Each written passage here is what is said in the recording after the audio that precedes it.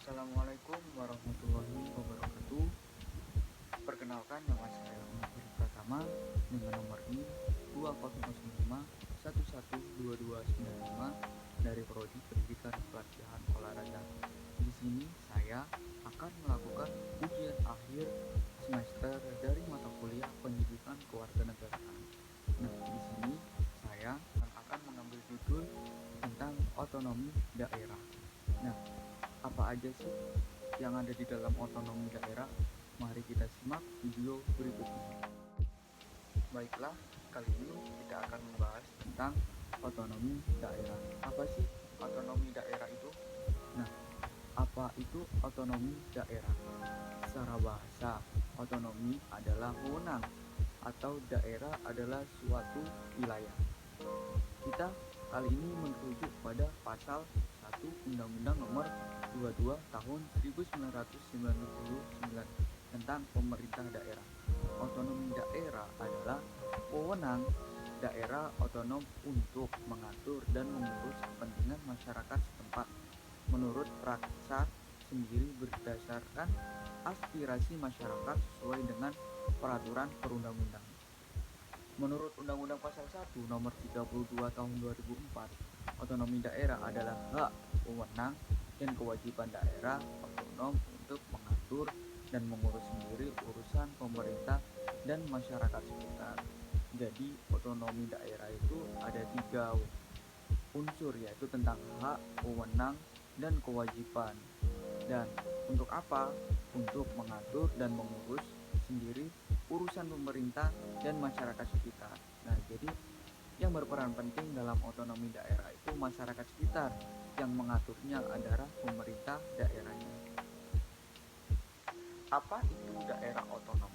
Daerah otonom adalah kesatuan masyarakat hukum yang mempunyai batas-batas wilayah, yang berwenang mengatur dan mengurus urusan pemerintah dan kepentingan masyarakat setempat menurut prakarsa sendiri, berdasarkan aspirasi masyarakat dalam sistem negara kesatuan Republik Indonesia.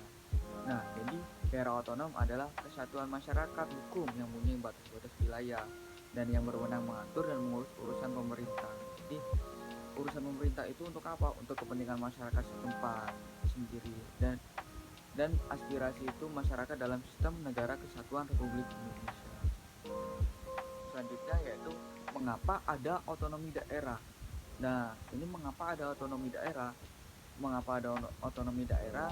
Bermaksud untuk sebagai wujud adanya perubahan paradigma dalam pelaksanaan pemerintah di Indonesia yang selama ini sebelum era reformasi bersifat sentralistik telah tidak sesuai lagi dengan tuntutan kehidupan masyarakat Indonesia saat itu. Jadi, mengapa ada otonomi daerah ini? Otonomi daerah itu untuk perubahan paradigma dalam pelaksanaan pemerintah di Indonesia selama ini. Nah, sebelum era reformasi kan pemerintah daerah itu belum ada perubahan. Jadi setelah adanya reformasi ini terciptanya adanya otonomi daerah. Selanjutnya yaitu tujuan otonomi daerah. Yang pertama yaitu peningkatan pelayanan dan kesejahteraan masyarakat. Tujuan dari otonomi daerah itu tidak hanya dalam meratakan hak dari daerah masing-masing, tetapi juga peningkatan pelayanan dan kesejahteraan masyarakat tersebut. Yang kedua yaitu pengembangan kehidupan demokrasi. Yang ketiga keadilan. Yang keempat pemerataan. Jadi setiap daerah itu ada pemerataan pembangunannya masing-masing. Yang selanjutnya yaitu pemeliharaan hubungan yang serasi antara pemerintah daerah dan pusat. Jadi pembangunan di daerah itu tidak hanya di pusat saja, tetapi sampai merata pada daerah-daerah yang berada di pelosok-pelosok daerahnya tersebut. Dan selanjutnya yaitu mendorong untuk memperdayakan masyarakat. Yang terakhir yaitu menumbuhkan kreativitas, peningkatan peran, serta masyarakat mengembangkan peran dan fungsi DPRD. Jadi DPRD itu bisa mengembangkan perannya dalam daerah kalau adanya otonomi daerah, yaitu tentang hak dan wewenang dari masyarakat daerah. Landasan pelaksanaan otonomi daerah. Nah, landasan pelaksanaan otonomi daerah ini ada undang-undangnya, ada pasalnya sendiri. Jadi tidak hanya diperlakukan oleh hak masyarakatnya sendiri, tetapi udah diatur oleh negara, dan pasalnya ini sudah ditetapkan oleh Negara Kesatuan Republik Indonesia, terdapat pada pasal 18 Undang-Undang 1945 tentang ketetapan MPR nomor 15 atau MPR 1998, penyelenggaraan otonomi daerah, penggunaan dan pengaturan sumber daya nasional, perimbangan keuangan pusat dan daerah, atau di Undang-Undang Nomor 22 Tahun 1999 tentang pemerintah daerah diubah menjadi Undang-Undang Nomor 32 2004. Selanjutnya Undang-Undang Nomor 25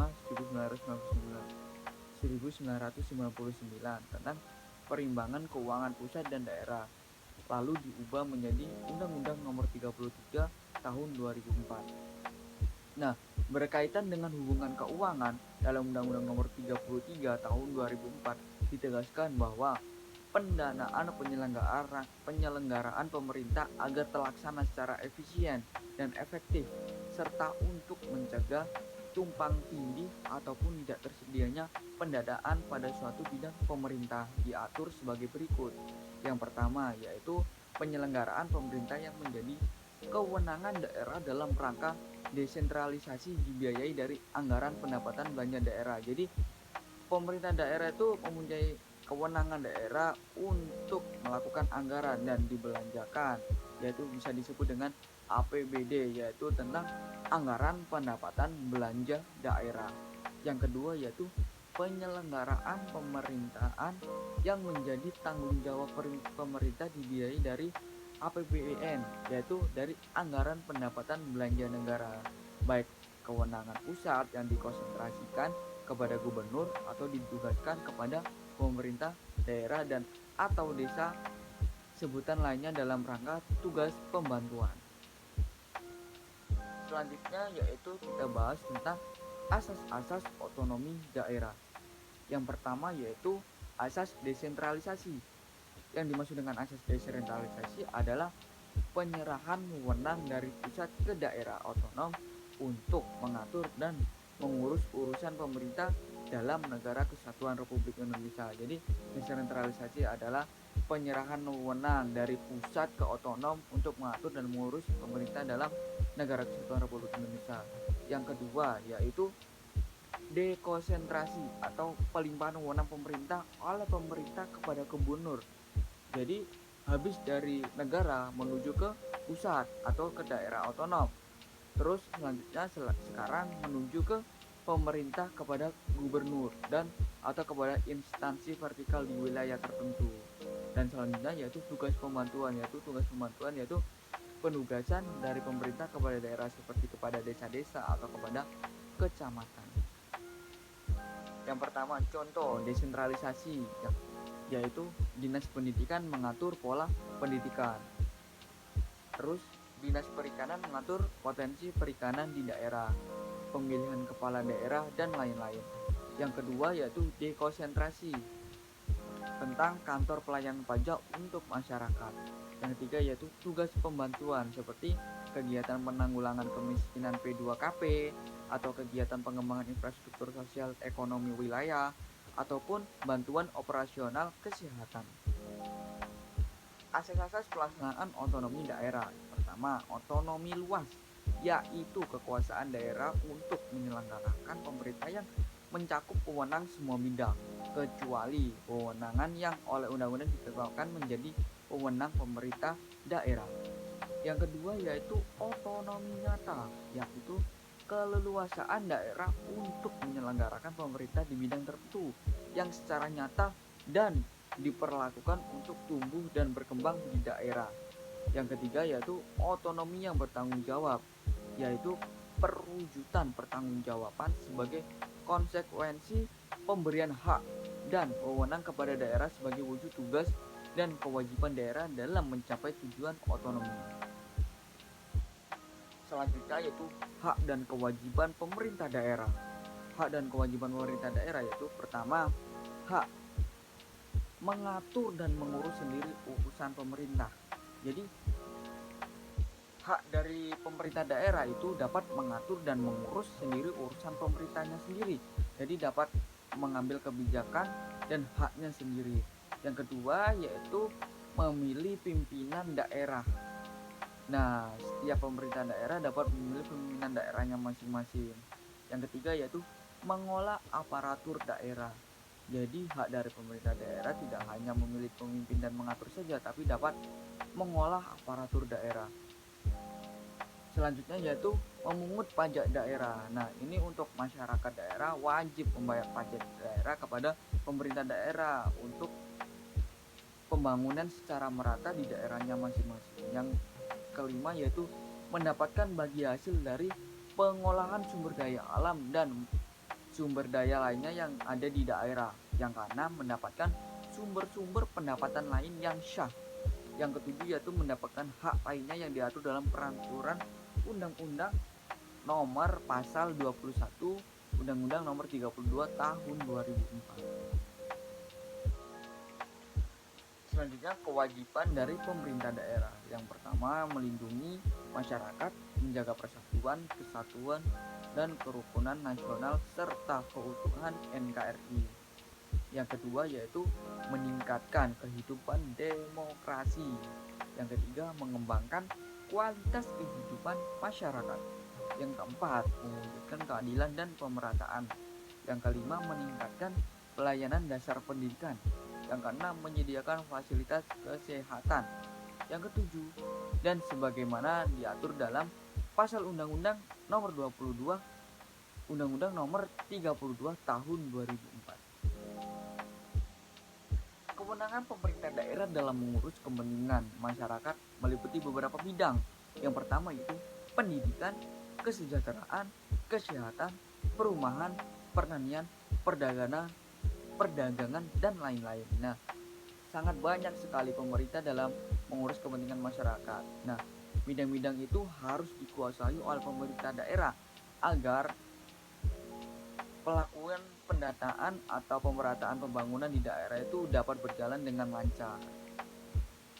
Kewenangan pemerintah yang tetap menjadi urusan pemerintah pusat. Pertama, politik luar negeri. Dua, pertahanan. Ketiga, keamanan. Keempat, justisi.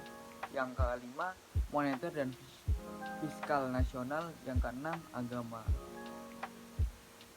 Selanjutnya yaitu prinsip-prinsip pelaksanaan otonomi daerah. Pertama, memperhatikan aspek demokrasi, keadilan pemerataan potensi, dan keragaman daerah. Yang kedua yaitu didasarkan atas otonomi luas, otonomi nyata, dan bertanggung jawab. Tiga, otonomi luas dan utuh diletakkan pada kabupaten atau kota, sedangkan otonomi provinsi merupakan otonomi yang terbatas. Yang keempat yaitu pelaksanaan otonomi harus sesuai dengan konstitusi negara sehingga tetap terjalin hubungan pusat, daerah, dan antar daerah. Yang kelima yaitu harus meningkatkan kemandirian daerah otonom serta di dalam kabupaten dan kota tidak ada lagi wilayah administratif. Yang keenam yaitu harus meningkatkan peranan dan fungsi legislatif daerah dan fungsi anggaran dalam penyelenggaraan pemerintah daerah. Yang ketujuh yaitu asas dekonsentrasi diletakkan pada provinsi sebagai wilayah administrasi untuk melaksanakan wewenang pemerintah tertentu yang dilimpahkan kepada gubernur. Selanjutnya yaitu susunan pemerintah daerah.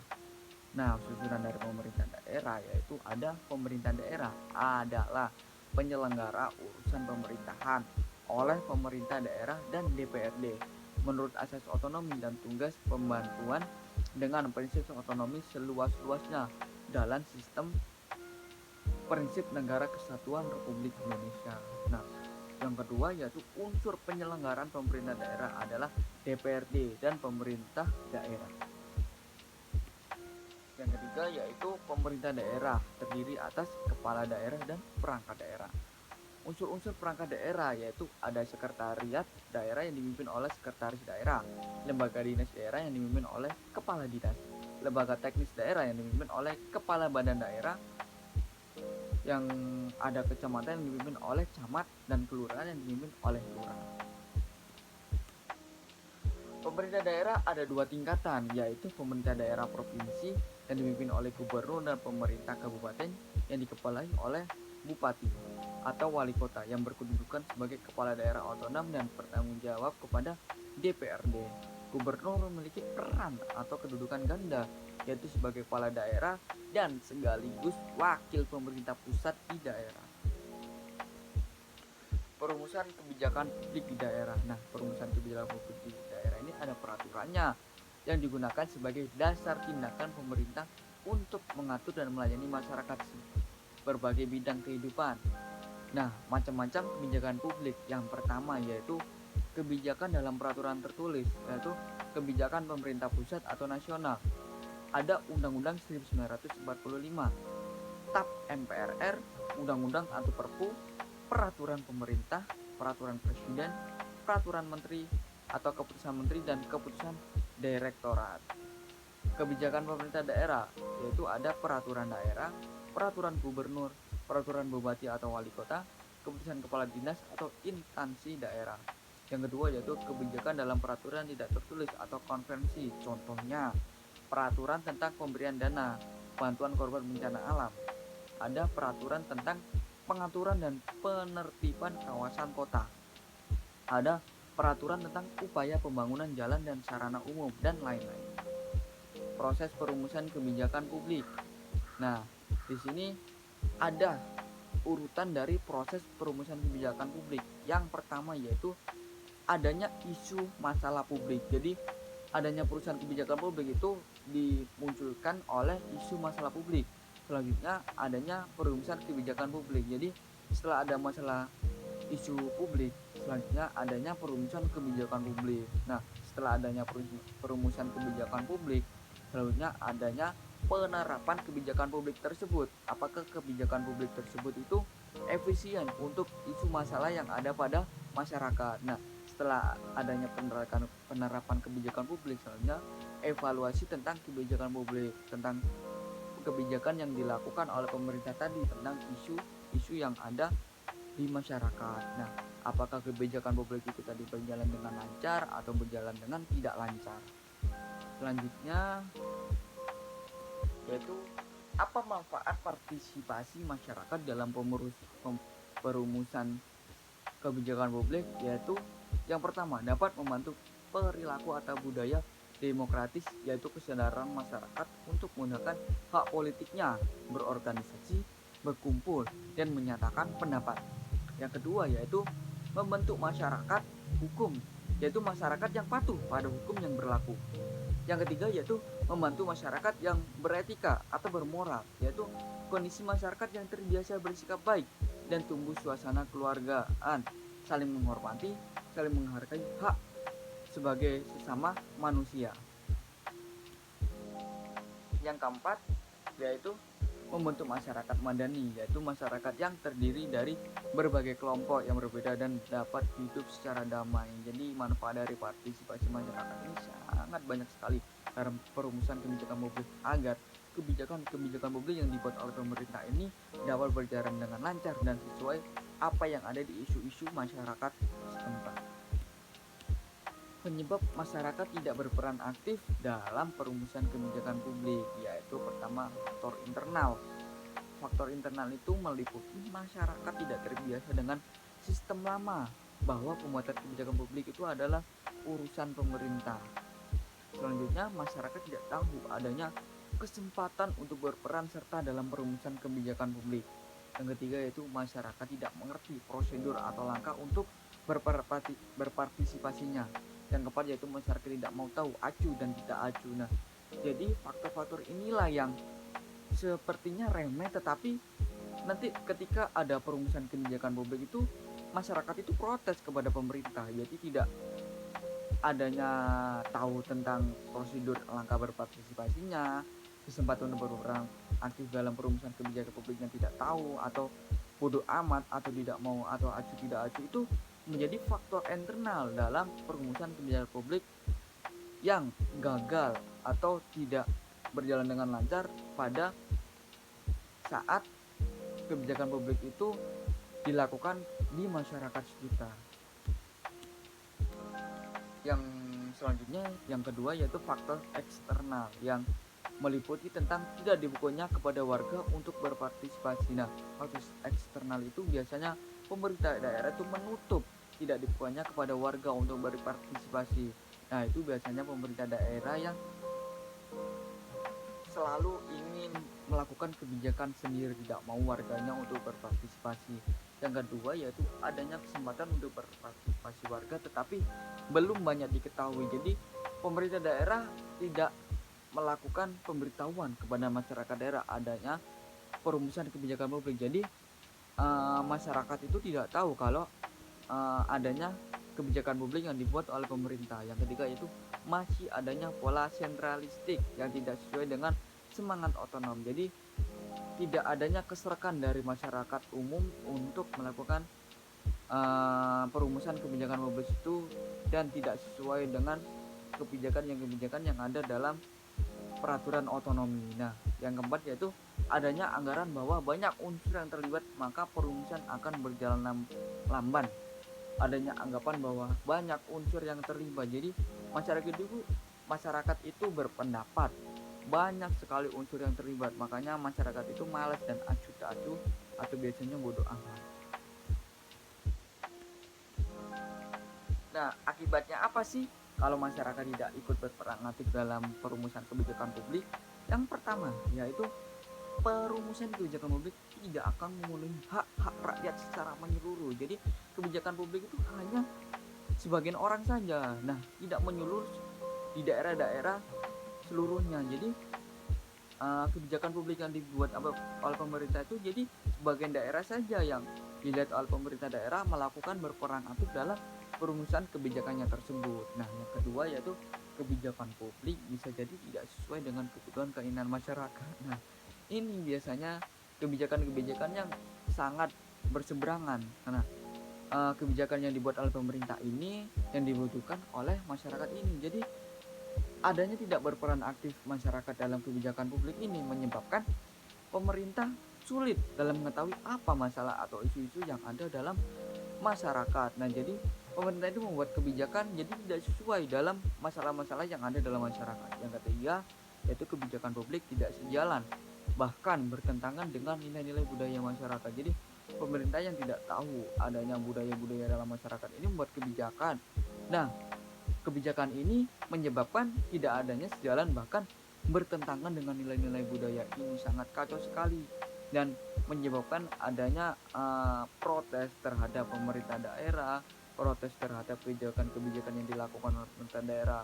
Padahal pemerintah daerah sudah berusaha untuk buat kebijakan, tetapi masyarakatnya saja tidak aktif dalam perumusan kebijakan publiknya. Mungkin itu saja yang dapat saya bahas tentang otonomi daerah. Kurang lebihnya saya memohon maaf. Semoga apa yang saya jelaskan tadi dapat bermanfaat bagi kalian-kalian yang mendengarkan dan dapat bernilai ilmu bagi kita yang semua yang tentang belajar tentang apa aja sih otonomi daerah dan dapat mengerti tentang otonomi daerah dan menyebabkan masyarakat kita sebagai mahasiswa dapat berperan aktif dalam memiliki hak dan wewenang dalam memiliki kebijakan perumusan kebijakan publik di daerahnya masing-masing. Nah, saya undur diri. Taufiq walhidayah. Wassalamualaikum warahmatullahi wabarakatuh.